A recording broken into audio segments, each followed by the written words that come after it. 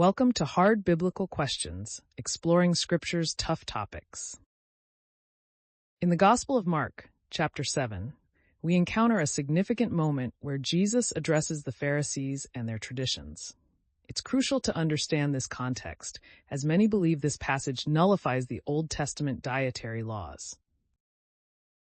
However, a closer look reveals that Jesus is critiquing man-made traditions, not abolishing dietary regulations. The event begins with a dispute over ceremonial hand-washing. The Pharisees challenge Jesus for his disciples not following the elders' traditions. This tradition, rooted in ritual purity, is not about the food itself, but about outward cleanliness rituals.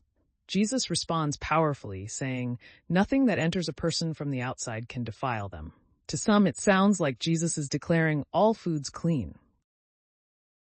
But Jesus is not addressing dietary laws found in Leviticus 11 and Deuteronomy 14. Instead, he challenges the Pharisees' emphasis on traditions that overshadow the commandments of God. His statement is a radical critique against prioritizing human traditions over divine law. When Jesus speaks of defilement, he redirects the focus. True defilement, he asserts, comes from within: evil thoughts, immorality, theft, deceit, and envy, among others. It is our moral and ethical failures, not dietary practices, that distance us from God's holiness. Jesus shifts the conversation from external rituals to internal moral purity. Therefore, in Mark 7, we shouldn't see an annulment of the Old Testament's clean and unclean distinctions. Instead, we find a profound teaching on the heart's condition. This is not about abolishing dietary laws, but about understanding the deeper spiritual truths Jesus brought forth. As such, the question of clean foods remains a misinterpretation when viewing Mark 7 in isolation, missing the essential lesson Jesus was imparting about inner purity. Other passages can be misunderstood as well if we don't consider the context of the passage.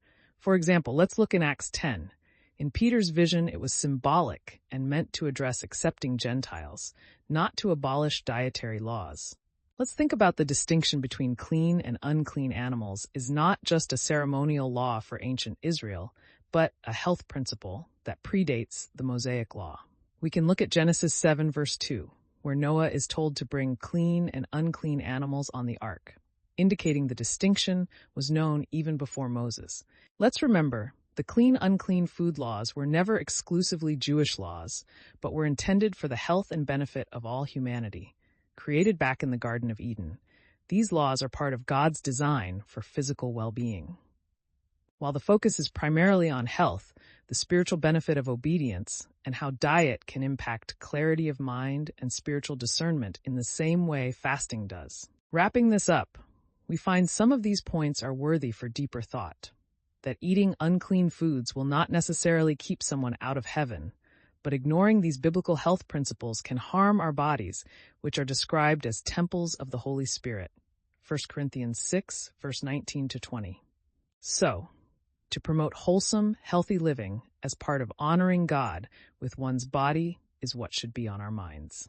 Hope you enjoyed our hard biblical question for this video. Thank you, and God bless. Thanks for watching. Please like, share, and subscribe if you have not done so already, so you don't miss out on any of our upcoming videos.